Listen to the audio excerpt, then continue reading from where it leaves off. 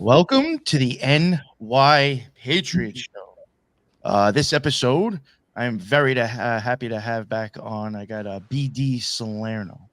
I'm actually not sure if this is the first time you're on the NY Patriot Show, but she has been on the Occult Rejects numerous times already. And like I said, I already consider her one of the Occult Rejects. I think she is a great, just a great person to just even talk to in general. But she's a great guest, and I love the way she looks at things and the way that she looks at true crime with astrology.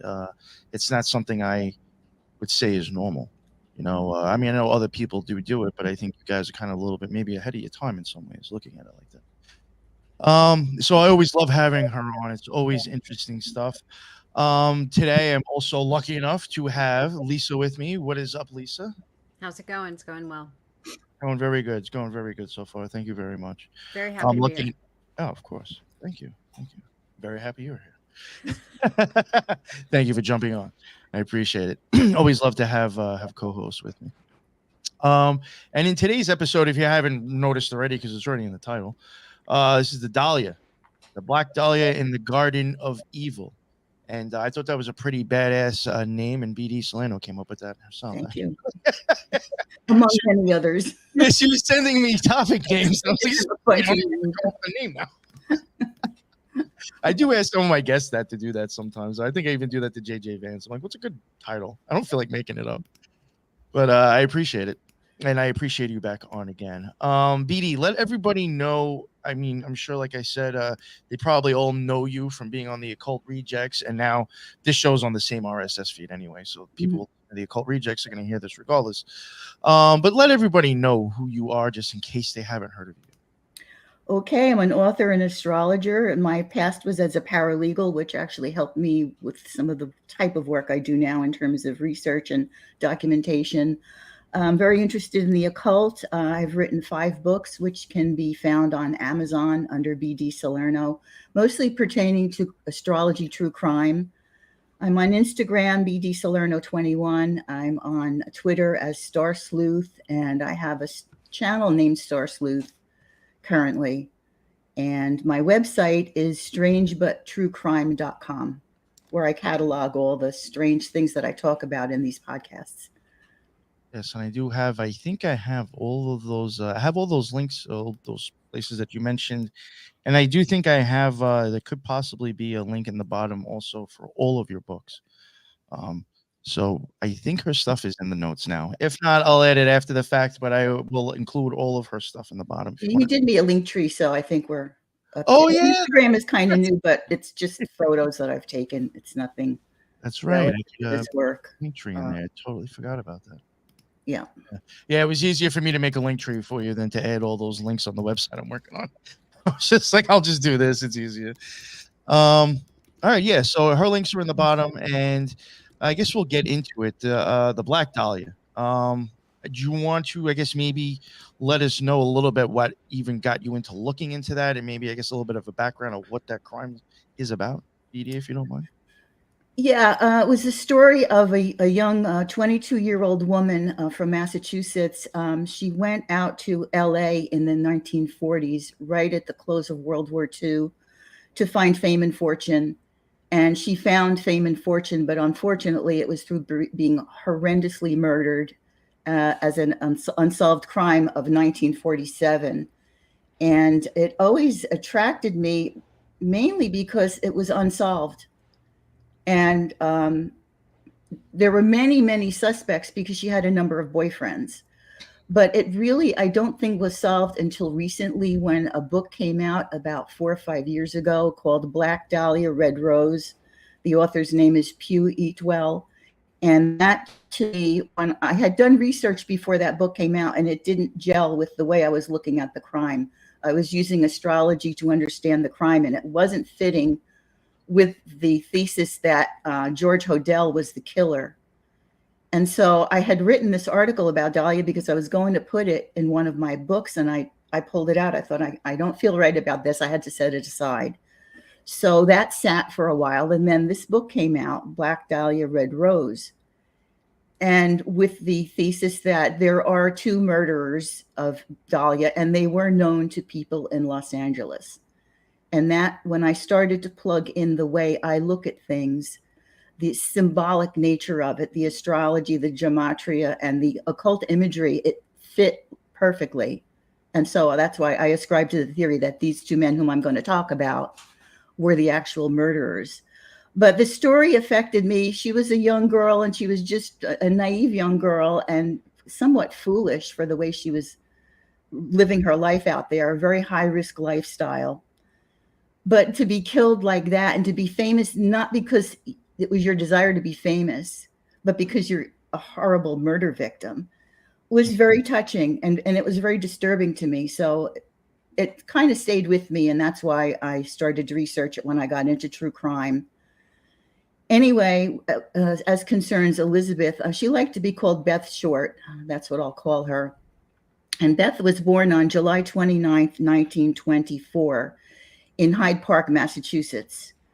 She was born a Leo, and that sign and its meaning sets the trajectory for everything else that happened to her, being an important symbol for everything that the crime revolved around subsequent to that. Leos are really interesting signs because they relate to royalty. They relate to kings and queens. The natives want to command attention. They want to be the center of things. They want to shine because the sun rules them. The sun wants to shine. The sun is the life force. It is the nurturer of life. So she was a true Leo in the sense that she wanted to become famous. And in fact, most, I'd say, actors, people in show business, a very high percentage of them are Leos because that's their nature. They want to be at the center of attention. They want to be in films. They want to be on stage.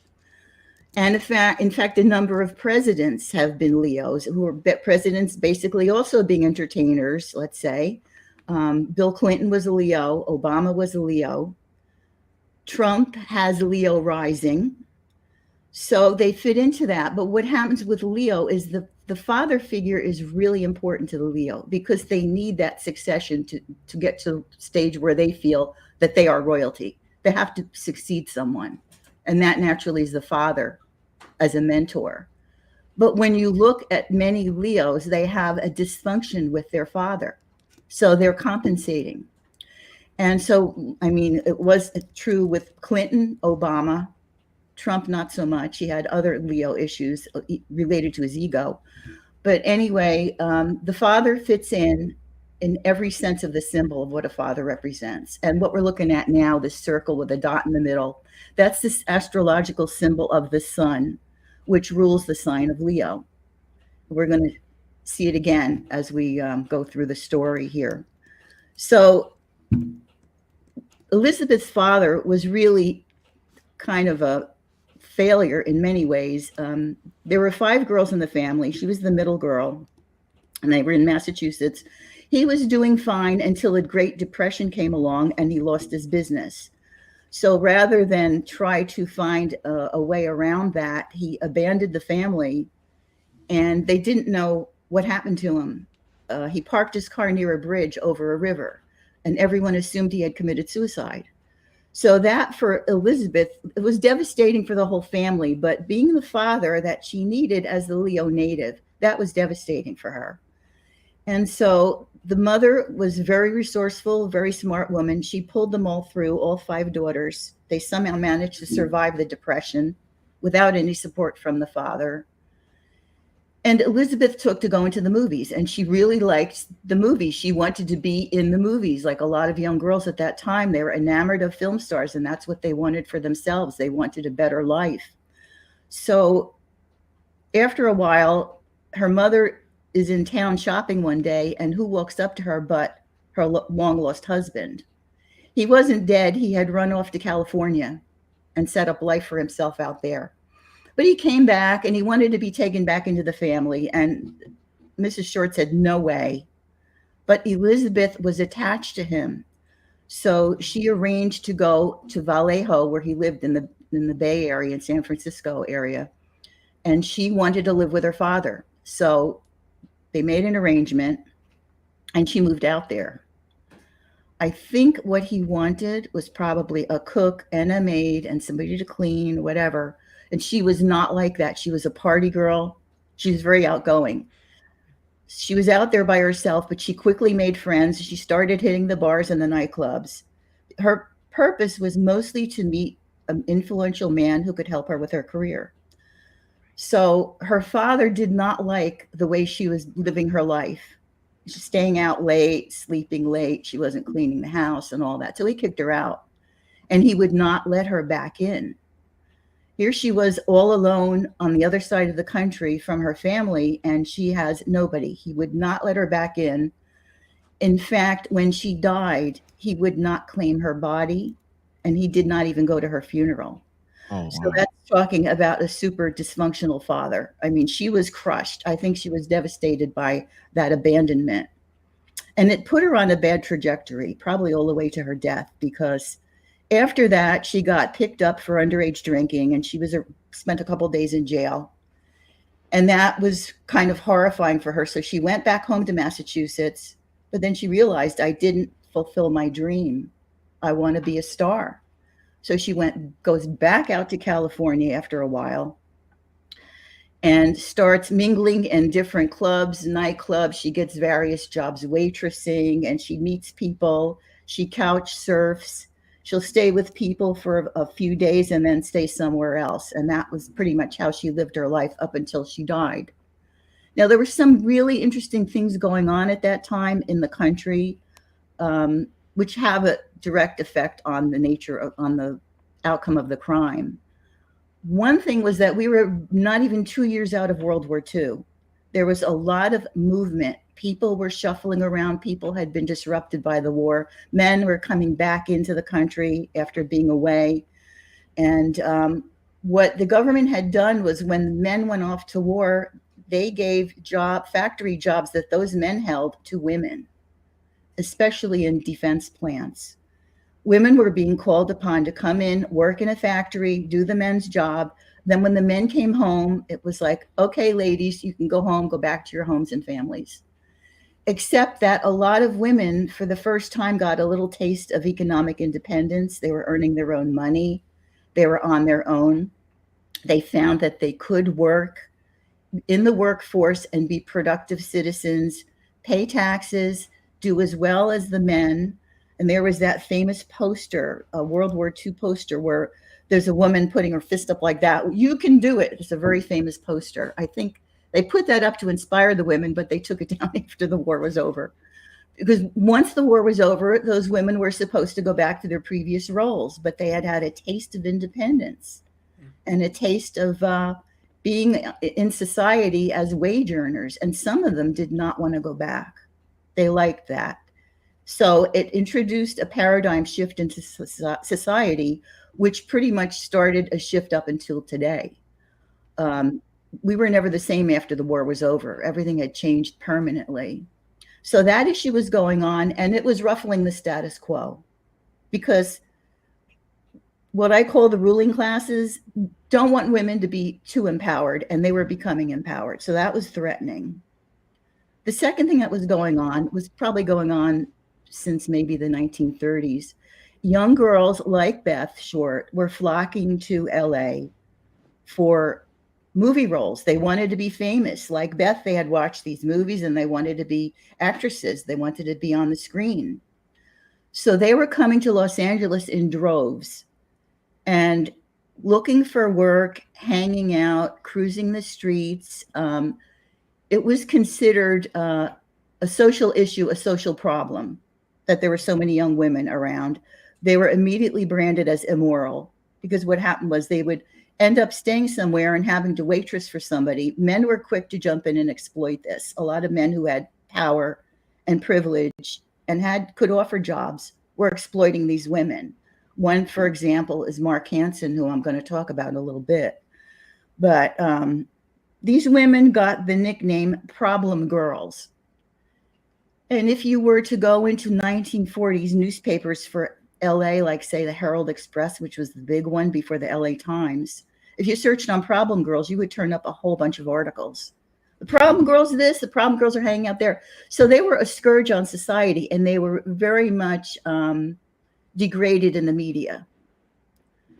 And so what else starts happening in the 1940s is a lot of the problem girls are starting to get murdered.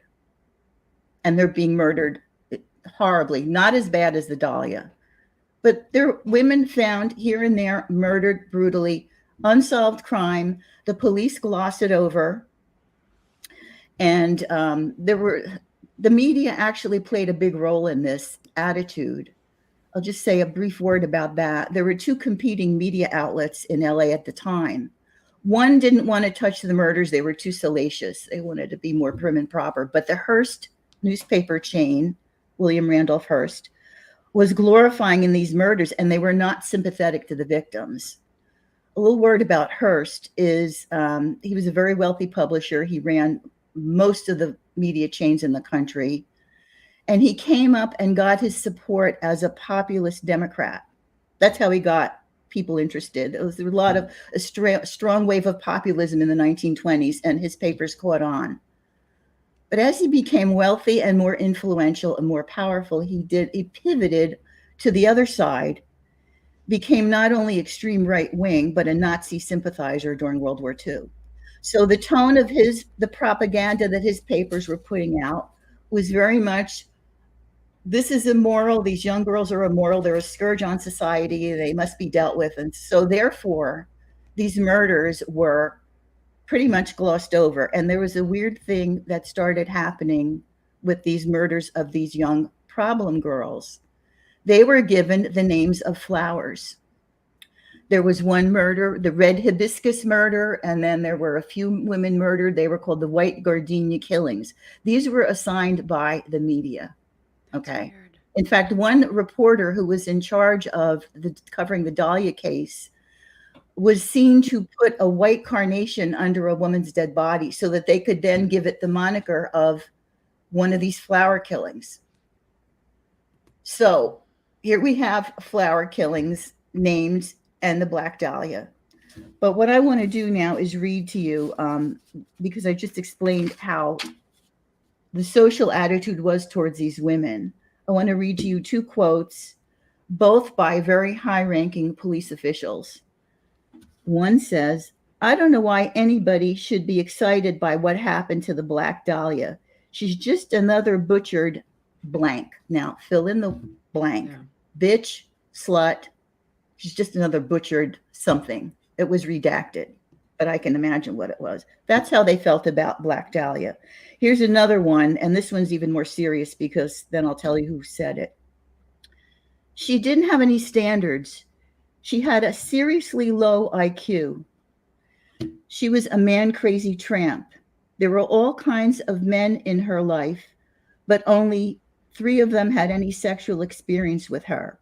She was a tease. She asked for trouble.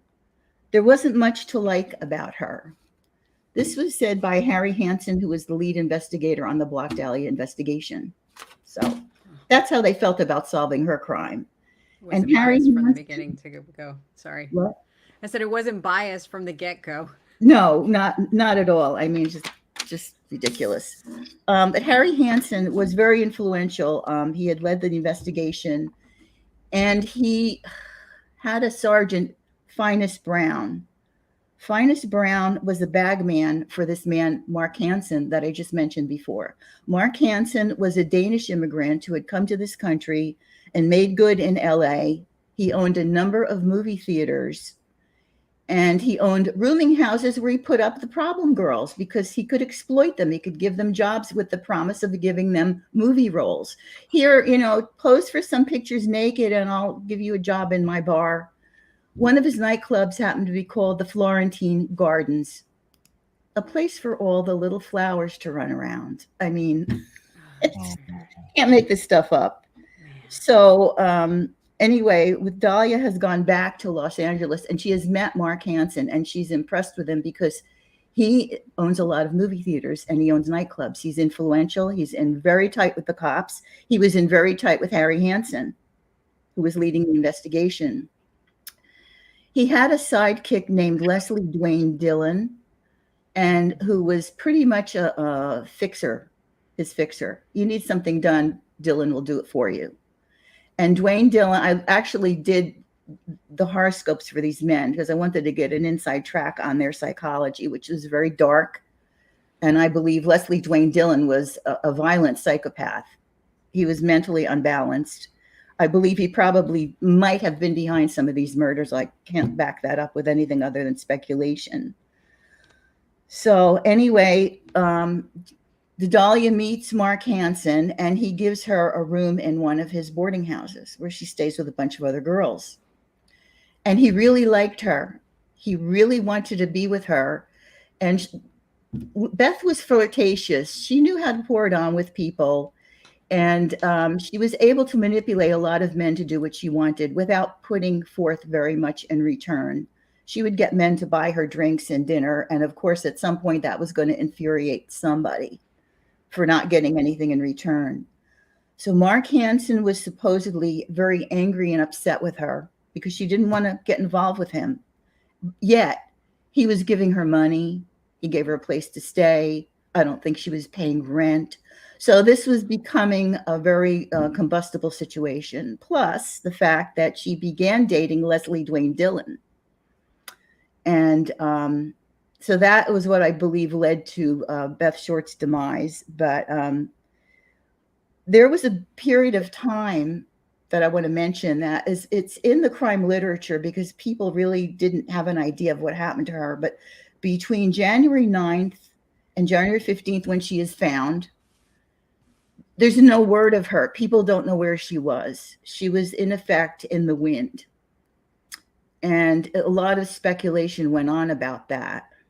However, what I think happened, because when the Black Dahlia Red Rose book came out, she had found witnesses who had seen Beth Short in a motel in Los Feliz, which was a subdivision.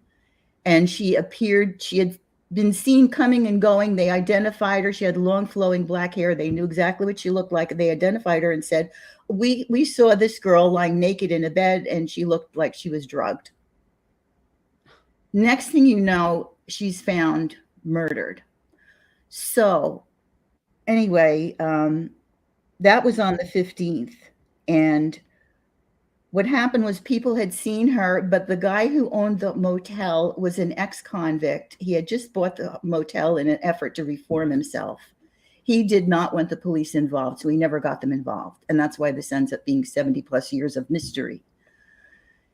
Anyway, so once she is gone missing, I'm just trying to catch up with, oh yeah, we can put up the crime chart now. Elizabeth Short found. All right. Gotcha. That's okay. I was actually looking at numbers with the names you were mentioning. There were numbers at one time. Yeah, there was some interesting stuff. When you're done with this, I'll mention with Gematria. I thought it was interesting. Yeah, I have some too. I'm sure yours Awesome. are better. We'll catch it. We'll catch it either way. So, no, that's the natal. I need the other one, the found. My bad. Here we go. That's okay. That's there we go. This chart explains. It's like telling a story. I couldn't get over it. It's cast for the moment she was found, which was in the Leimert Park section. She was found in the 3800 block. 38 is a number. 3800 block of Norton and Coliseum Avenues. Coliseum has some interesting connotations, and it has some interesting gematria as well. It's a place where people were slaughtered. She's found there, and she's been slaughtered, basically. And she's found, I really don't want to give any more details than absolutely necessary because it's horrific, but she was mutilated. Her body was bisected, and she was completely nude and posed in a very disturbing pose. And there was no blood. It was all gone. And someone had cleaned the body because they found brush bristles on her body. So it had been cleaned up. I suspect that was not just for the sake of posing her in a field. I'll tie it into this chart in a minute.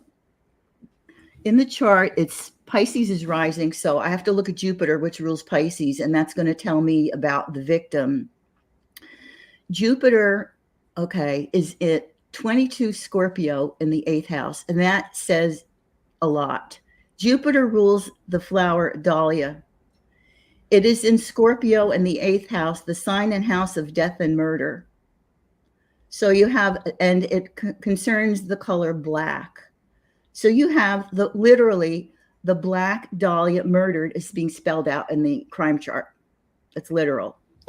Once I saw that, I knew that I was on the right track in terms of tracing her back to the motel. And I'll explain that in a minute too. But this is showing me that I can trust the information given here in terms of when and how she was found and her circumstances. Now, if I'm going to look at the perpetrators, there are 3 perpetrators. One, I believe, is a foreigner. It's in the degree for a foreigner, which would be Mark Hansen. He was Danish. And there were 2. The other one, I believe, was Dylan. And I believe the third one was, I hate to say it, but I think was filming this whole sequence. I believe she was filmed. I think that is the reason her body was cleaned. It wasn't just put out in the field where she could have gotten dirty again. I believe her body was cleaned carefully for the purpose of filming and taking photographs, because on the black market, these kind of films bring a ton of money from certain perverted, wealthy people. So, and also because of other things in the chart, as Neptune is in the house of the perpetrator, I think that this might have been a snuff film. I hate to say it, but it's right in front of me. I was actually going to suggest that, but I was like, it comes up in the gematria. Take it that far. No, it comes up in the gematria also. It's but I mean, yeah, when you said that, I had thought, I mean, that could possibly why there's a lot of blood missing. And Mark Hansen did photography. I think he had a photographer on hand to film this. So it's pretty much telling me the whole genesis of the story, and that this was a really sadistic rage type of lust killing. There was intense anger and resentment at her, fury. Part of the rumor was that Leslie Dwayne Dillon had a very small penis. He was not well endowed. And the rumor was that she laughed at him, or that she was going to tell people how, small he was, and that enraged him. I don't know what backs. I know that was said by certain people. It was rumored, but also just the fact that she really didn't sleep with her boyfriends. Right. So it would have gotten to a point of real frustration and real anger and resentment. And that is actually what was behind this extremely violent and cruel killing. And a lot was done to her before and after she died. One of the flower references in the story is that she had a rose tattoo on her thigh, like on her left thigh. And the killer removed it and placed it in a private area. So there's a rose, there's red hibiscus, there's white gardenias, and there's black dahlias, and you have your red, white, and black of satanic colors, because this whole thing is Luciferian. I mean, it screams Luciferian. Yeah. Plus, when you think, if I get back to what I also see in this chart, which is again relates to the sun, is that Saturn and Pluto are very close together. And that is so destructive. Those are 2 planets. You don't want them interacting. They're extremely destructive. They're annihilators. And you put them together and they're annihilation times 10. So the Saturn was exactly on that day in conjunction with Beth's sun. It was destroying her. Saturn rules death. She was being destroyed. In this chart, however, Saturn and the sun switch places. It's called, in astrology, it's called mutual reception, when a planet's in another planet's sign, and that planet is in the first planet's sign, and they switch out. They help each other out. So the sun is in Capricorn, which is Saturn's sign. Saturn is in Leo, which is the sun sign. I didn't know about Black Sun when I did this research. I didn't know about their affiliation. I'm looking at it and saying, well, black, it's death and it's black. This is a black sun. So I look at Black Sun and I'm like freaked out, because Black Sun is a Nazi symbol that the SS adopted prior to World War II. And I'm thinking Black Sun, not knowing this. I thought, oh my God, this is Black Sun. Go back to the son of the father, which is supposed to be nurturing. and helpful and kind and supportive of life. Black sun, death, annihilation, destruction. And you have all these dead flowers in Los Angeles. It is an inversion of a Garden of Eden. From the sun going down to the flowers. Here's the one thing I haven't gotten to yet. We'll get to our botany lesson now. The motel where Dahlia was seen, where she was presumably killed, because the room she was staying in, room number 9, actually, she was staying in room number 3. She was killed in room number 9. Was the day of January 15th when the maid went in there. The owner went into the room. It was a complete bloodbath. It was completely saturated in blood. Everything, the beds, the bedding, the blankets, the walls, the floors were saturated in blood. But the owner of the motel, being an ex-con, was afraid of the cops. He didn't want to report it. He didn't know what happened. He cleaned it up. He had a bunch of people help him clean it up. And they never said anything. But the witnesses had seen her, and then they didn't see her anymore after that. After the night of the 14th, when I believe that was when she was killed there. So the name of the motel was the Astor Motel. Okay. Aster is a flower, and Dahlia belongs to the floral family Asteraceae. It's a part of the family of the aster flower. So the Astor Motel is where the Dahlia is killed, and the Astor Motel is on South Flower Street in Los Feliz. Oh my God. So you don't make that up. I mean, it's so. And then the aster itself, in some of the pictures I have after that, the aster looks like the sun god. It's resembling the sun. The dahlia that you can put up, Nick, you can put the dahlias up now. Sure. You can see this similarity to, I skipped over Black Maria, but I'll get back to her. Those are dahlias, like the sun with a dot in the middle. Well, 3 of them. And so this symbolism is cohesive throughout. It's this dysfunctional, inverted garden of murder and death, because the black sun is actually the city fathers. It's the government. They're not protecting the young women. They're being murdered. And who's behind? The media supports this. The police don't give a damn. The media is run by a Nazi sympathizer. You get all the tie-ins to Black Sun on every level. And then we can also go to that murder actually happened on this date, right? I think it happened. Yeah, it would probably around midnight of this date. She's found at 10 o'clock in the morning. It happened the night of. You know what I mean? Yeah. So what would that be, like January 15th? Yes. Yep. Oh, I can get to that. The gematria, Beth Short works I was 15. I saw somebody ask in the bottom, and I'm like, yeah, I think it's today's date, because you were telling me that, and I'm like, wait, that, because I was looking at the 15 with Beth. She also codes to 47, which is the year. She codes to 115 and 47, and I got it on another page over here. Which I have a lot of gematria is weird too about her name. Who? In English gematria, it's also 690, which you're getting the 69 in the Cancer. Yeah. Yep. So. And that is at the top of the Freemason arches as well. And Yep. doesn't the actual flower grow up to like 30 centimeters? Like it looks like a dinner plate or something? Yeah. Is that? It's big. Yeah. Yeah. They're pretty tall. So, Beth Short codes to 43, as well as Lucifer, snuff film, sadism, Elizabeth, trauma, and sadism. 3800 block of Norton Avenue Coliseum, 38 codes to Lucifer and murder, death, Black Sun. Oh, great. 38 codes to Black Sun, and she's left at the 3800 block of that subdivision. 47, the year, codes to Beth Short, snuff film, and Coliseum. 83 is murder and Black Sun. 166, Flower Street, Mark Hansen, and South Flower Street. 93 is Flower Street, again in a different cipher. I only use 4 ciphers, so I just go between them. Social conditioning. Asteraceae, the flower family, is 33 and 66. Black Dahlia, 33. 122 William Randolph Hearst, Rose Tattoo, Satanic, and Jaws House, which we will get to.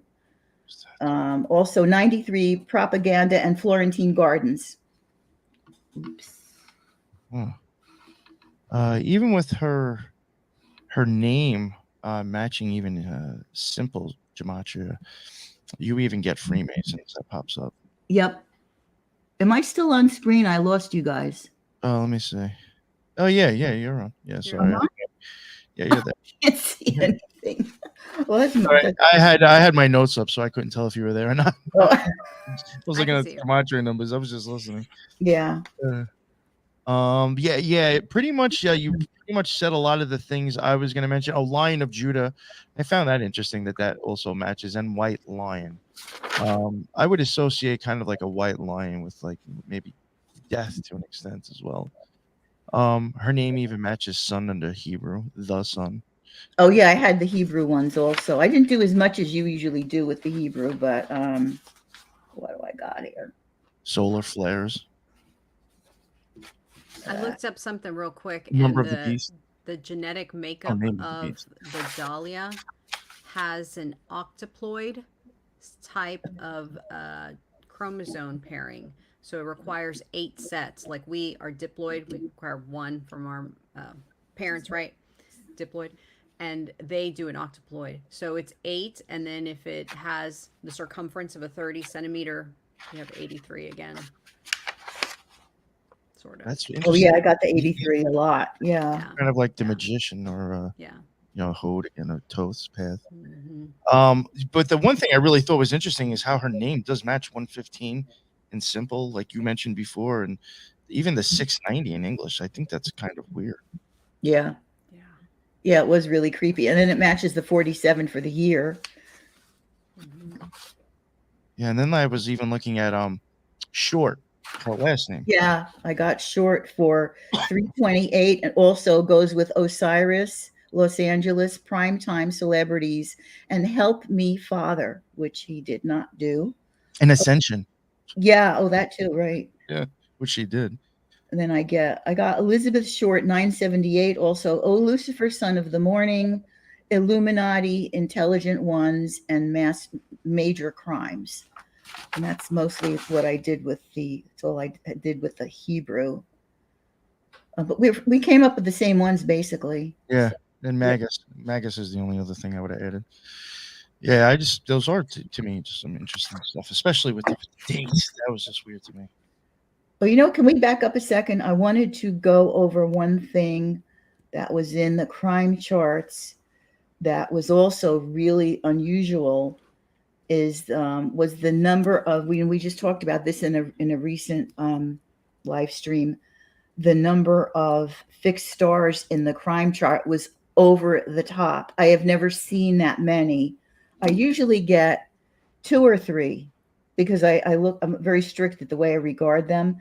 I got like 8, and some of them were extremely descriptive. The worst one, when I talked about Saturn being on Beth Short's sun on the day of her death as a symbol of death, that exact degree is the fixed star Praesepe, and it is called the exhalation of piled up corpses.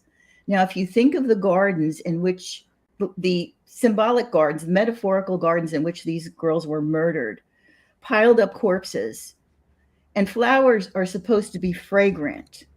Instead, you have the exhalation of dead and rotting flowers. And so that was so descriptive of a definition in that chart. And then the other ones all related to violent rage, killing, revenge. One was called the insufficient price. I'm sure that Leslie Dillon felt like he couldn't do enough bad to her to get even with her. And it also relates to a man getting away with murder. Another one relates to sheltering or hiding place. Now, I believe she was hidden away in the Astor Motel, and that's why she was so supposedly missing from January 9th until the 15th. She was hidden away in the motel. I believe she was drugged, and there's an interesting note about that. They took her organs for analysis of drugs because some people had said she looked drugged out of her mind. So they took the organs, They never tested the organs for drugs, and the organs disappeared. They were gone. A lot of stuff disappeared from that autopsy, which was really inconclusive. So the stars, as well as all the other indicators, were pointing exactly to this situation, suggesting this inversion of a perfect garden, but it's a garden of murder, and it's not tended to by the black sun, which is the black sun of death. Yeah. So that's about what I get from all of these symbols, and it's just really a shame that, you know, she had to reach this level of fame the way she did. But this was just one of the worst things I've ever seen in terms of a crime chart, but also very descriptive. It didn't leave much room in my mind for doubt. Yeah, I did talk about Black Maria, right? Yeah. The next thing was that there's another school of thought that thinks that the murder was done by George Hodel, who's an interesting character. I think he's on the periphery of the case, and he was not even a suspect until like 1950, 3 years after the crime. And only because his daughter had said that she thought he did the killing. There was no proof that he ever did it, although his son has written many books about the Dahlia killing, and he believes his father had committed the killing. But he was a really interesting person. He was an occultist. He was the elite of LA. He knew all the people. He knew Mark Hansen and all the big top cops. And he lived in a place called the John Soden House at 5121 Franklin Street in Los Angeles. It's now like a landmark. You can go and tour it and walk around inside of it. A lot of people have taken photographs. And he lived there for 5 years until 1950, when he fled the country because he was starting to get in trouble with certain things. And he he carried out a lot of sex orgies. They had a lot of sexual parties, wild parties. A lot of things took place in that house, which people speculate murder, including the murder of his own secretary. And he was a surgeon. He performed illegal abortions for the upper crust of Los Angeles, and therefore knew where all the bodies were buried. He was in very tight with the police, and they all kept each other's secrets. So he had things that he could spill on certain people and vice versa. So they all pretty much maintained a code of silence for all the nefarious things that were taking place in the city in relation to murders and young girls. But if you want to show the pictures of the Soden house, it's also called the Jaws house. Oh, I gotta go back, right? Oh no. Yeah, that was the second folder I sent you, because I wasn't sure we were gonna look at it. This one, I think, is it, right? Yeah. I don't know. I lost you guys. I only have a blank. That is a Soden house. Yes, that is. Yeah, okay. It has like the Jaws type deal, and then kind of like an open floor plan. I believe it was modeled after the Mayan Aztec theme, or the Neo-Aztec revival. Yes. I mean, yeah, exactly. Neo-Mayan, yeah. Yeah. Which is interesting because dahlias are native to Mexico and Central America. No. Yes.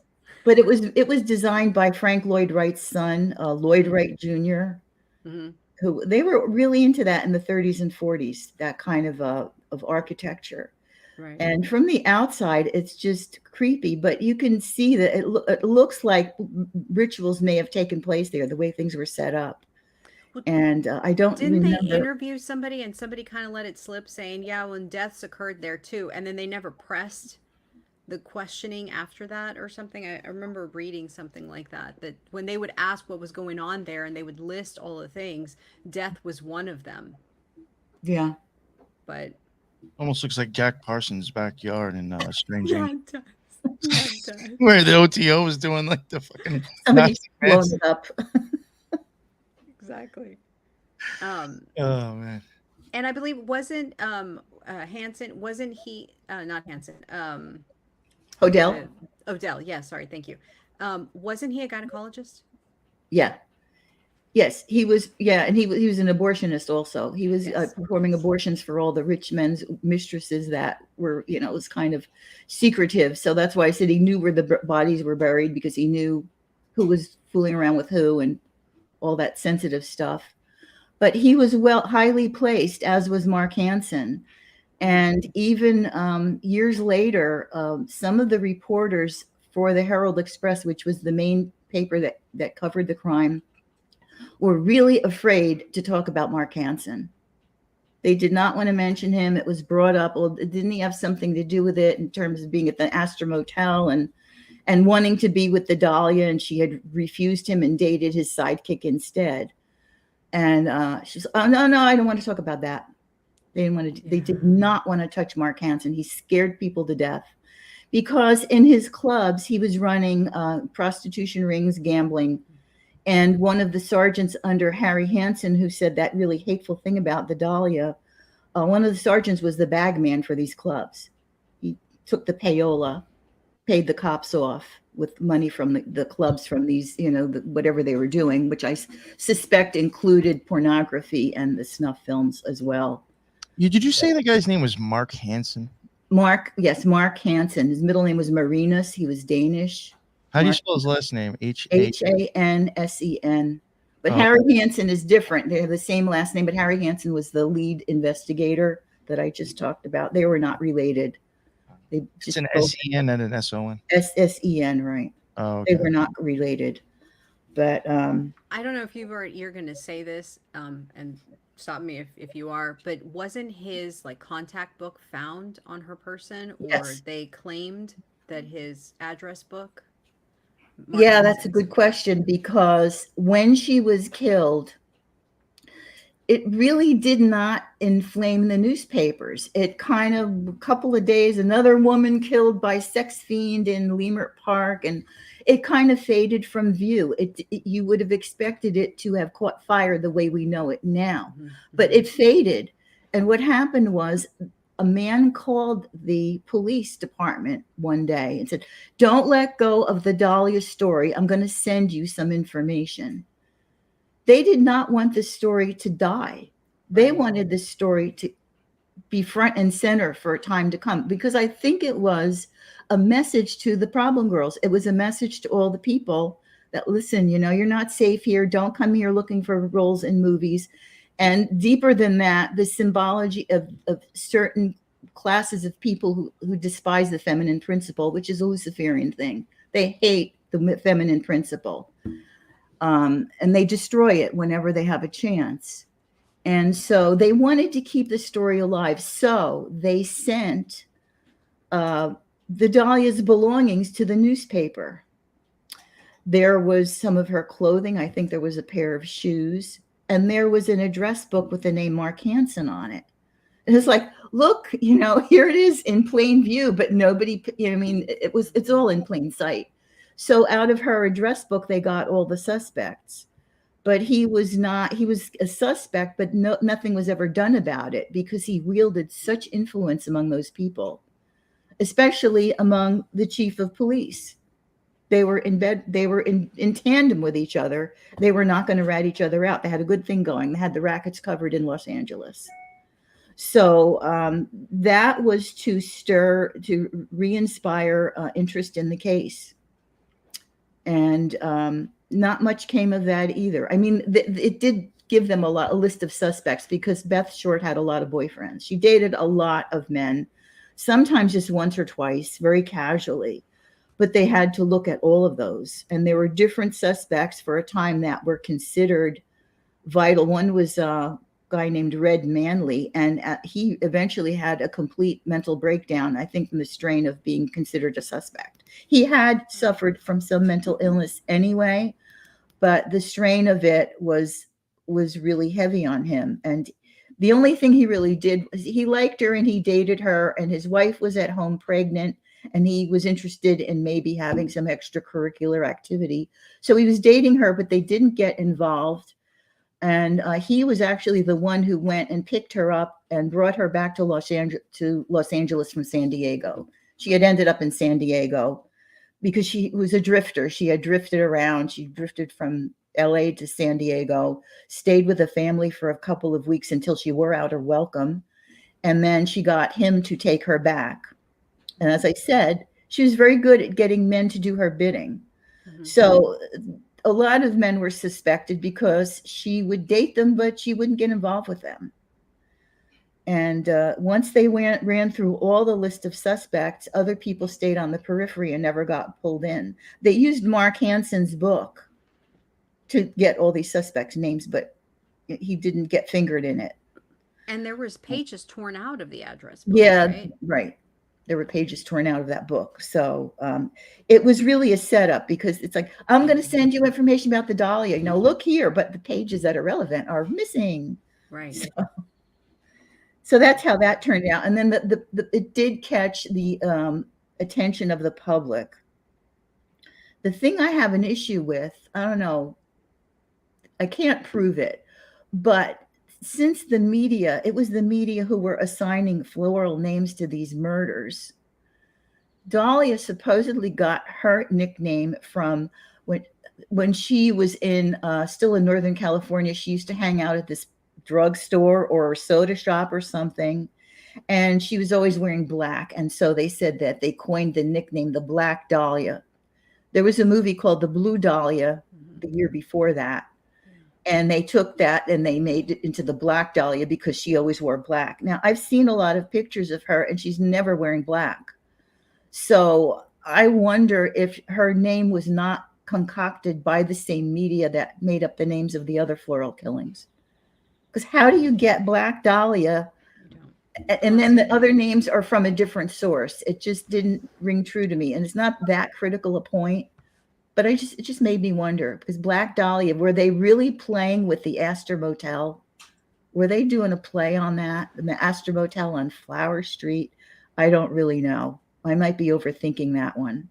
No, I don't think so, because it matches everything perfectly. It does. It's too perfect. It's too perfect. Like it was on purpose. Like it was assigned. The name was assigned on purpose. It was assigned. Yeah. I'm glad you agree with me, because that stuck out to me. I thought, wait a minute. And they used to say that about all the young starlets at for example, Lana Turner was discovered at the counter of Schwab's drugstore. Give me a break. You don't get discovered in a drugstore. You have to be seen at a party, and then you have to be auditioned on a casting couch. That's how that worked back then. Right. Seeing people in drugstores, that was a big myth about how a lot of the young starlets were discovered in those days. There were a lot of myths created around that caught on with people. Yeah. But like I said, just today I was looking for pictures of her. She's not wearing black. Mm-mm. She had long black hair. She dyed her hair very black. Yeah. It was black, but she would dye it, but it was still very dark. That could have been Black Dahlia as well. But I just always questioned that, the way she got that name when everybody else's name was deliberately assigned, like White Gardenia and all those other people. So that was just one thing that stood out to me that was really strange, as of many issues of this case. But I think that the whole allegory of the son in the garden, this dysfunctional father in her life that pretty much drove her to what she did, the dysfunctional city fathers that were letting these murders happen and were pretty much appreciating it, because in their view, society was being cleansed of the scourge of immoral young girls that, by the way, they didn't mind exploiting when they were there. So, it's kind of the whole thing fit the allegory of an inverted garden, a poisoned garden, pretty much. One thing I did notice with, I just wanted to add that I found was weird. I looked up that guy, Mark Hansen, mm-hmm. And he did match, not that 88 was all that interesting, but then going back to the flower again, I mean, there is 8s in there, but in English and Simple, that matches April Fools. And that park, what was the name of that park? Lamert Park. Lamert Park in Gematria, if you do the Simple in English, it matches April 1st. So, I mean, that's very, close. and it does match. I mentioned the 88 before. It does also match Adolf Hitler. This one. Mm-hmm. I saw that one too. So that is weird how one's April 1st, the other one's April Fools. She's got the park in Simple and Gematria also matches Adolf Hitler. And then Mark Hansen's name in Simple also matches 88. Very That's weird. interesting. Yeah. And then the appearance that would even make me think that the numerical value of those numbers are at least played on in other occult terms, I would think. If you see it starting to match certain things like that, I would even question, like, is this a certain value that is used? You know what I'm saying? Mm-hmm. Well, because it gains power through that. It's that's the whole basis of it. Yeah. Is it through this association and use it gains that power, and it becomes imprinted sort of energetically. Yes. And this whole thing was just a wild ride with the flower stuff and all the different ways. I mean, she had a rose tattoo and all the black and black Dahlia, black sun, black Maria carried her body away. Yeah. And black in the charts. Black color with Capricorn, Scorpio, Saturn, and the annihilation Pluto, which was a planet discovered in 1930 and during the time of the building of the atom bomb. It is always associated with annihilation and tremendous upheaval. Which happened in 47, didn't it? Mm-hmm. The Enola Gay and dropping that. Mm-hmm. 47 is I would love to write a book about 1947. I hope I can someday because so many critical things happened that from that point on, the 20th century was changed forever. It put us on the course that we are now, which I don't think is a very fortunate thing. But just certain, and I don't even remember all of them offhand, but for one thing was, of course, the OSS became the CIA. That was huge. Yes. That led to the Cold War was starting the minute World War II ended. We had the Cold War with Russia and the threat of nuclear annihilation, which I grew up with. I mean, I remember being scared to death of that bomb. Yeah. And I remember my father was thinking of building a bomb shelter in our basement. He was actually measuring it to build the bomb shelter. And I thought that was really cool until he told me I couldn't bring my cat in there if we ever needed to live in it. So wait for that. I wasn't a fan. No, you're like, no, I'm not. Yeah. That was. And the Air Force was created in 47. That's right. It was. And he was in it. It was a break off of the Navy. The Army. I mean, sorry, the Army. Yes. Yeah, the Army. Yes. But and there was that, and there was on another level the discovery of the Dead Sea Scrolls, because that put that was brilliant because it put the church on notice. Yes, all those missing books, which are fascinating. I mean, I've read some of them, and they're like this beautiful poetry. Of course, they were translated. They're not in they were, I think, in Aramaic or Hebrew. But whoever translated them, it was such beautiful, gorgeous poetry in those scrolls. But also mention of things that, I think it was mention of Jesus and having brothers, James and somebody else, I don't recall. But that was a big invention, discovery rather. And then we had Roswell, New Mexico. We had the aliens coming to visit. And that it changed the paradigm of society forever. I mean, just those few things. And there are many other things that happened in 47 that are not coming to my mind right now. But Dahlia, in the very beginning of the year, that was sort of emblematic of Black Sun operations, Black Sun activities. I look at it that way because of not just Hearst being a Nazi, but we had Project Paperclip. We had thousands of Nazis coming to our shores to do all kinds of things that they're still doing. Yeah. And so that was also very, much involved in 1947, although it was a little bit closer. I think it was soon as the war ended. Was it not Project Bluebeam, but Project Blue Book? Wasn't that also in 47? Where they were actually, interviewing all of the military activity into looking into all this stuff. But I think so, because it was on the heels of Roswell. I think Roswell opened that whole thing up. And they had to immediately respond to it in some way with a project to control it. That's right. Yeah. That's right. Yes, exactly. Yeah. So that was that. See, there is enough for a book in there. I think so. Were you gonna, I was just curious, did you look at Ann Toth at all by any chance? She was Elizabeth's friend, and I believe she was the girlfriend of Hansen. Oh yes, yes, I remember her I remember her in the research. Yeah, she Well, was a friend of Hansen. She was the one that told everyone that he yes. wanted to be with Right, Beth. right, I right. think that's where they got that from. She was very revealing about What a that. last name, Toth. I know, and that's kind of what the reason I bring it up was because it made me think There you get of the eights. the biblical story about how so Elizabeth was the mother of John the Baptist. That was the name of his mom. Mhm. And Jesus's mother was the Virgin Mary or Mary, right?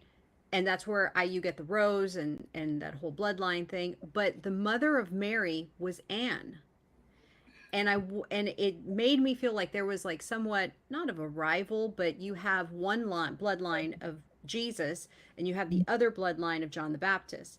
And I believe it's believed that the Knights Templar, the Rosicrucians, the Masons, they all kind of still follow that John the Baptist line, Yeah. whereas the Christians Mhm, follow mhm, the Jesus line. And so mhm. you have this bisecting of it where I think like Black Sun, Nazi, all that stuff is that other path versus this path. I don't know why, but I felt like that was somewhat of a theme. And then I believe it was it I believe Anne, they when she was to get pregnant, the theory or the story is that she was told that she was going to get pregnant by a golden she was standing by a golden gate. And it made me think of the Golden Gate. I know it's in San Francisco, but the whole California Yeah, thing, and so yeah, it's kind of all tangentially not yeah. related, but kind of No, it in the isn't, but it story is. of some way, yeah. Yeah. But so yeah, and then the whole because I know you had said you don't want to mention it, but did she have her uterus removed, or is that just a rumor? Oh, Beth. Yeah. Okay, what happened with Beth was she had an abnormality. She had some sort of a cystic formation in her vagina, Okay. which would have made intercourse really painful. And that's why they kind of knew that she was really not promiscuous. The danger she put herself in was as being a tease because she was dating everybody and she wouldn't sleep with them, and the men would get angry. And eventually that happened with Leslie Dwayne Dillon, and he just exploded on her. But that I read, and also she had been mutilated in that area. And so Somebody had just knifed her womb. it kind of brings the whole Mary thing back Yeah, into hers. of course it does. Yeah. Yeah. Yeah. Yeah, I'm just being squeamish about it, but it really is it's a salient point for discussion because that's what was done. That was she had a knife stroke from her navel to her pubic bone. Just somebody had just stabbed her in the womb, and had also cut the rose tattoo out and placed it in her vagina, Correct. and had also drawn the initial D on her pubic area with a knife. Now, that was never revealed. Photographs of that were destroyed. But there was a photograph that the author of the second book I mentioned, Black Dahlia, Red Rose, had seen another crime photo when she did her investigating. And I think her investigation was absolutely crackerjack, brilliant. Saw the description of a D, and she even contacted a graphologist to make sure that that was not a random knife stroke, but in fact the formation of the letter D, which has to be curved. Therefore, with a knife, you would have had to be very accurate with it. Right. And that D was probably for Dylan, who I think is the guy who killed her. But I think Mark Hansen was definitely there, and the photographer was definitely there. So that too, the cheeks were slashed because, and one of the two men, I think it was, Dylan liked women with big mouths. So he slashed her from lips to ear. Yeah. And also she was bludgeoned, which was, I hope she died before they cut her face, but I don't think so. She was bludgeoned also in the head. She had head injuries. And a lot of the unnatural stabs on her body were thankfully post-mortem. Yeah. But another thing that crosses, right? They were like X's or crosses or something. No, I thought they were just like upward. I don't know if they were. I meant there was like on the to her body. Yeah, I think so. See, I didn't get to see any crime photographs. I don't remember it from the book, but it may well be that way. I've seen sort of actresses, that played her that had that on their bodies. She's been played by a number of actresses. That probably was true. I'm not remembering it. The other thing that I questioned in the beginning, a lot of people felt like there was a ritualistic nature of her blood being completely drained from her body. There was not a drop of blood. She was cleaned and washed and everything, so much so that they found brush bristles on her skin. But the way the room was left where she was murdered, I don't think they drained her blood for any ritual purpose. The room was saturated. It was a result of what was done to her. I'm assuming too, like, not to get like weird about it, but yeah, if there was snuff involved, I mean, I'm assuming the more blood in the video, probably the better as well. Yeah, and so was, I mean, you could have even have just done certain things to the body to where it just fucking lost a lot of it just because you want it on the camera. I mean, I'm just trying to think of, like, I'm sure people have no problems figuring out what's needed to be done, right? To make these things worthy of people wanting to buy them, or being shocking or worse than other ones. It was a horrendous bloodbath, and there was nothing left to drain. I mean, there was so much blood in that room. She had completely lost all of it. All they did was wash her off, like I said, for the purpose of posing, and not just in Leimert Park. I think she was photographed before and during and after. Yeah. And but people often speculate, well, it was a ritual. They took the blood for whatever. No, I don't. In this case, I don't think so. But it has been written up a lot that this was done for that purpose. But there was nothing left, basically, from the description of the room that the witnesses said, and the man the unfortunate owner who had to clean it up. There was not much left from her, and that alone would have made for the type of photography they were looking to make, either snuff, stills, probably both. I think so. I definitely think so. Yeah. That's definitely weird though with the blood missing. It makes me almost like very much of like like the cows when you hear about these cows. I'm glad you brought that up, because all of the cow mutilations were happening in 47 as well. I think, didn't they start in 47, or am I wrong? I don't know.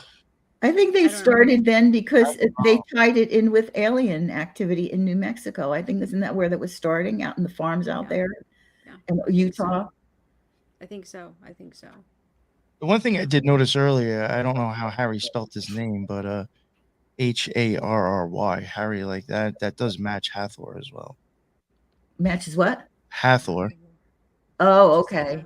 Harry is a cow goddess.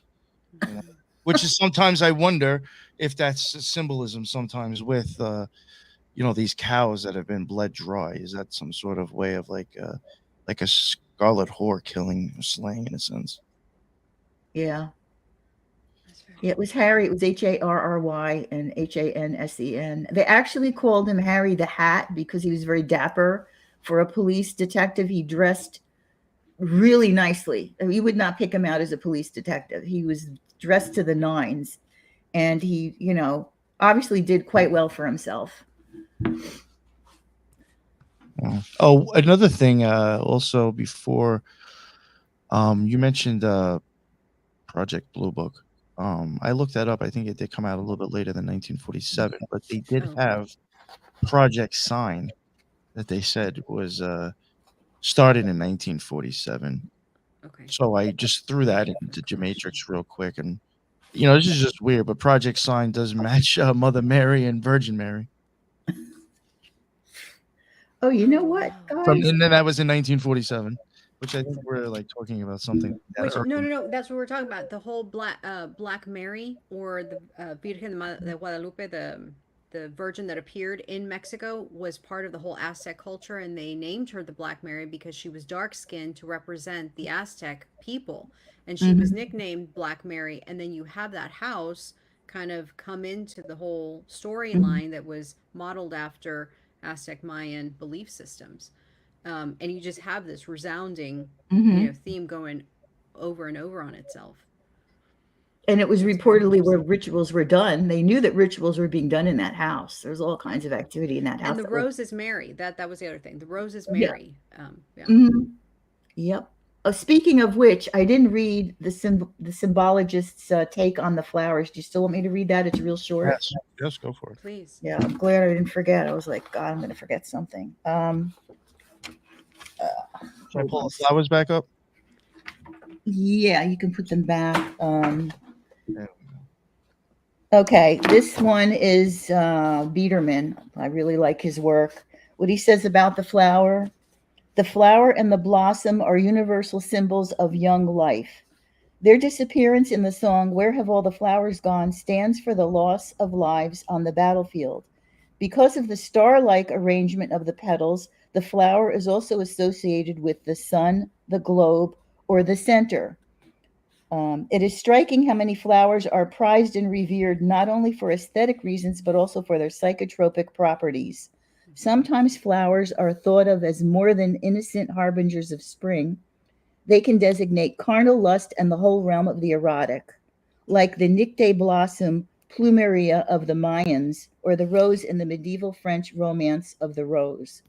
Viewed neutrally, flowers are symbols of vitality, joie de vivre, the end of winter, the victory over death.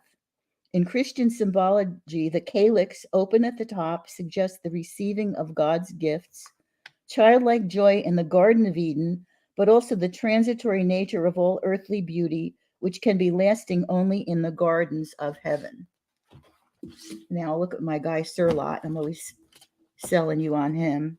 Although I like Biederman's take on this even a little bit better, for the flower.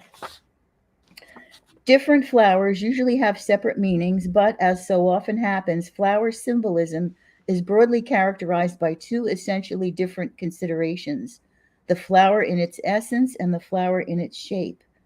By its very nature, it is symbolic of transitoriness, of spring, and of beauty. The sixth of the eight immortals of China, Lan Cao Ho, is generally depicted clad in blue and carrying a basket of flowers. It is said that he was given to singing the brevity of life and the ephemeral nature of pleasure.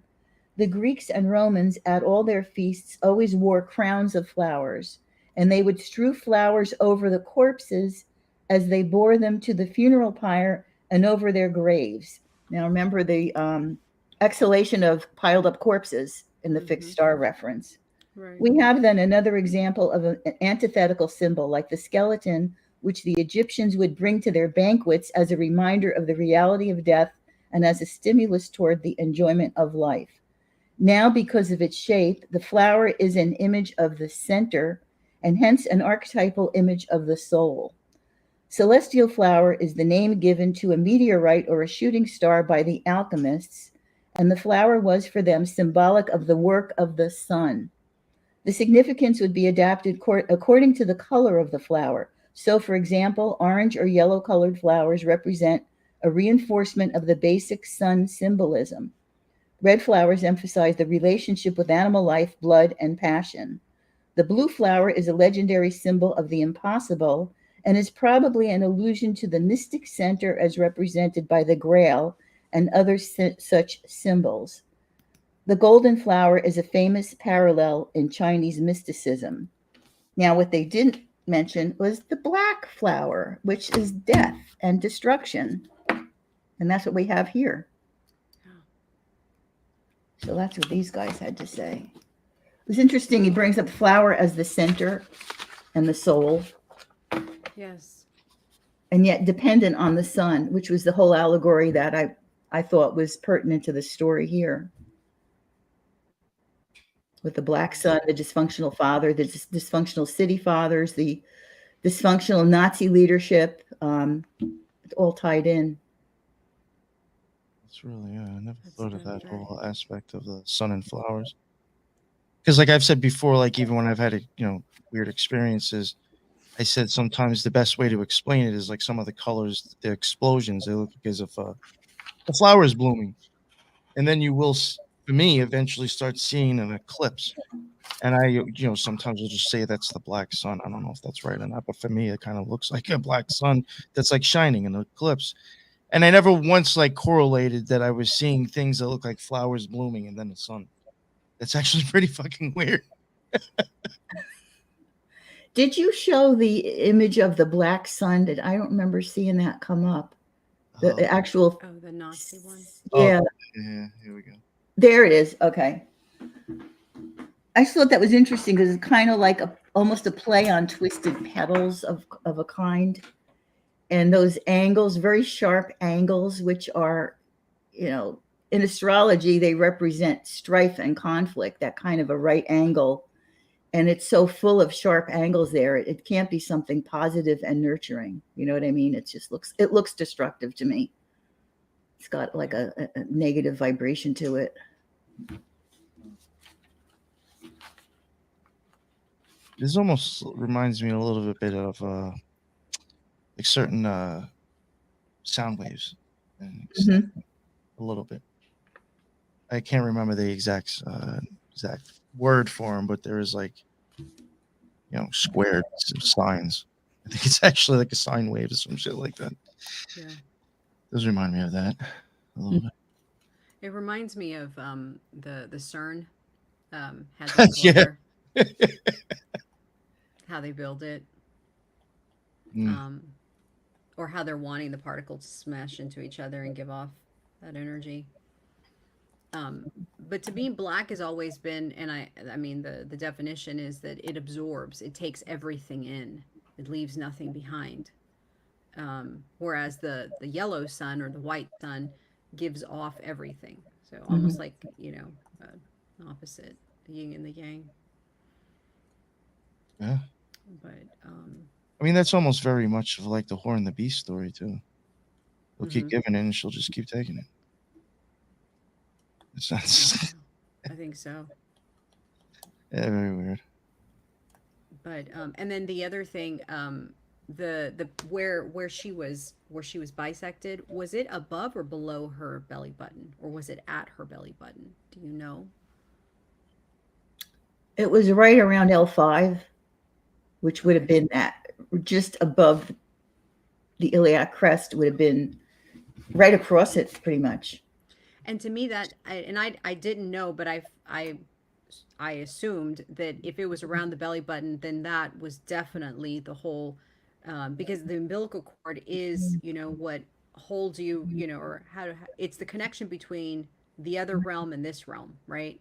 And then you're severing the mother, you're severing your independence. I mean, just all of the symbology with the belly button. And then the whole Gnostic mass, don't they do the whole thing with their, like, is it the throat and then the belly, or I don't know. I don't know either. I thought that it would be something like that, but well, she was slashed from the navel to the pubic bone. I think it was cut right at the navel, right above, which is where I think L5 would have come right across your umbilicus. Okay. And Mark, Leslie Dillon, everybody said it was a surgeon, and therefore it was George Hodel because he was a surgeon. She was surgically bisected. Oh no! If you look at a dia of the skeleton, there's only one area. I know this is going to get so gross, but you only have to cut that vertebrae. You're not cutting anything else. And Leslie Dillon worked in a mortuary. He had worked on bodies. That's right. He knew how to drain a body of blood, which like I said, I don't think was done in this case. But he was familiar with working on bodies, so that wouldn't have been a big deal to him to make that bisection. It wasn't that complex. Right. Interesting. That is a good point, though. And there's another thing that he removed the rose tattoo, but he also, for some weird reason, made a square-shaped cut from the opposite breast. One of the other murders, I'm not sure of which one it was the white red hibiscus. One of those also had a square removed from her breast.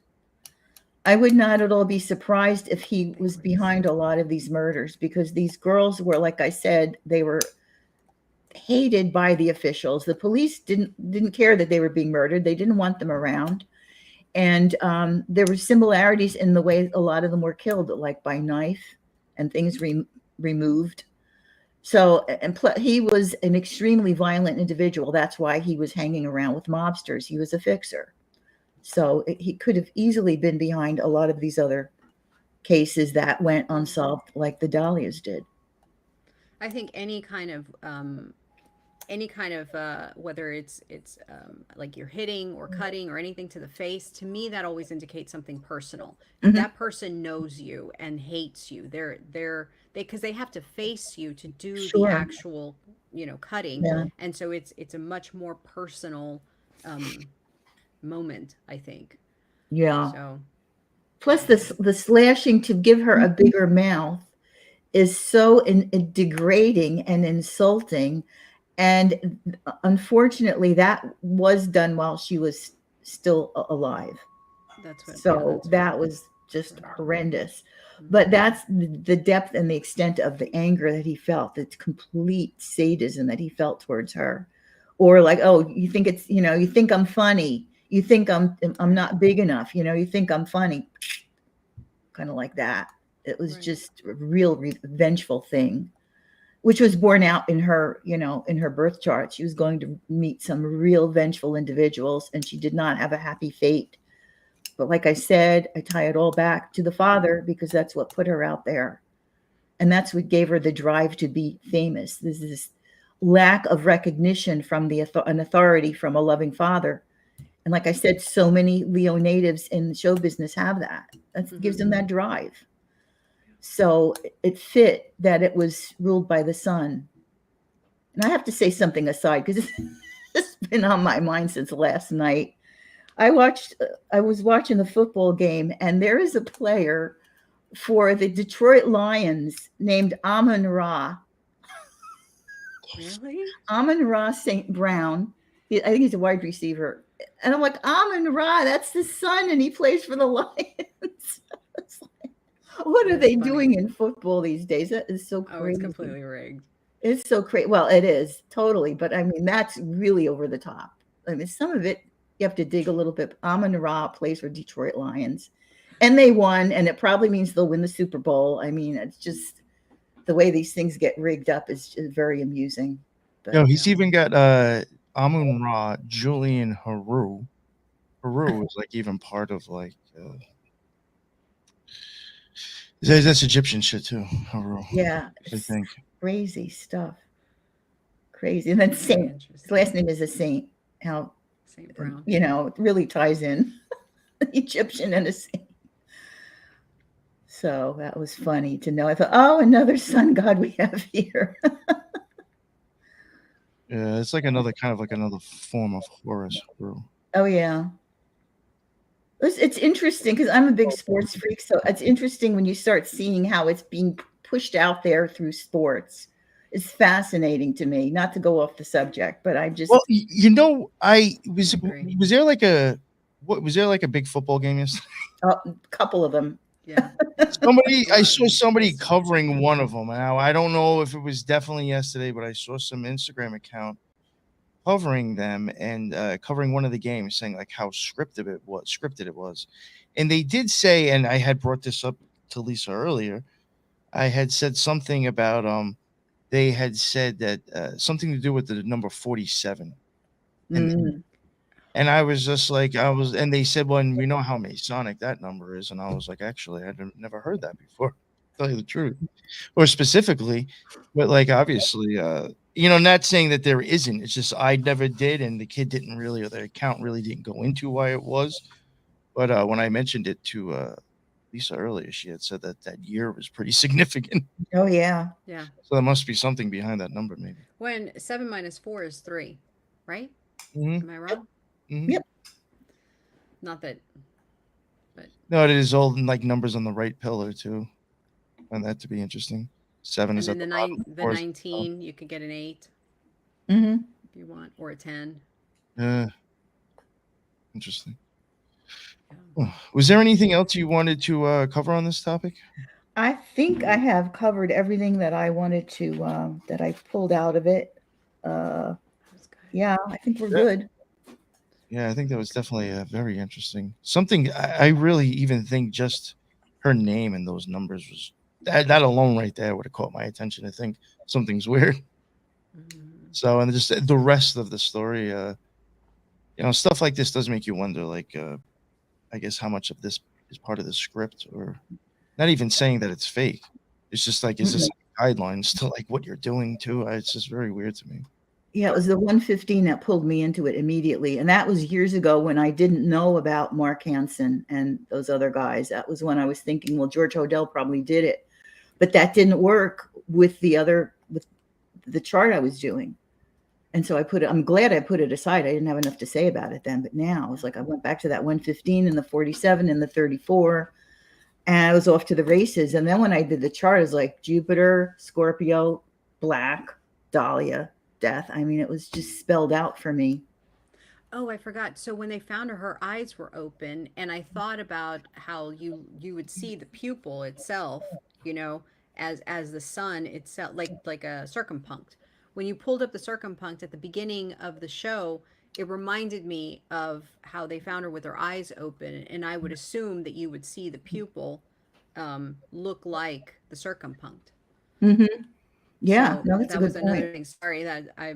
No, that's a good point. I didn't think of that. I really didn't think of that. Like, great. Okay. I All think right. we got it covered, guys. Sounds good. Thank you very much. Thank you. Why don't you let everybody know what your deal is and where they can find your stuff? Okay, I'm on. The list keeps getting longer, and I can't think. I guess I just did a channel, Star Sleuth, which is the place where I put my interviews about crime stuff. And I just started Instagram for my photographs. That's BB Salerno 21, and I am on Twitter, Star Sleuth. My website is strangebutTrueCrime.com, and I have about to be a 5th book on Amazon under my name, BD Salerno. That hopefully it's out next week. I'm really trying. Congrats. So yeah, and that's going to be fun. It's nothing to do with this morbid, gruesome, horrible stuff that we talk about. It's just a little fun memoir that I did through the lens of what was going on astrologically when I went through a series of life crises. I've led a very unusual life in some ways, I'll put it that way, and always had something really interesting happen on the crest of something else. So I thought, why don't I write the astrology of it? People at least can see it through that lens and get interested in learning this work through something fun and entertaining instead of death, murder, black suns, and rotten flowers. So that book should be, I hope it's out next week because I'm getting tired of editing it. So it's got to be done. And that will be on Amazon. And that's a full plate right there. Oh, I'm also going to be working on I really want to get into the mind control aspects of some of the crimes I've studied. And the next one on the list would be when Rebecca Schaefer, my sister Sam Starr, was murdered in LA, 1989, I think it was. That gematria just rings out. It's amazing. But I think that I'm positive the guy was mind controlled. The challenge I have is, how do you figure that out? How do you prove that? Yeah. But there are different similarities between various murders of the era.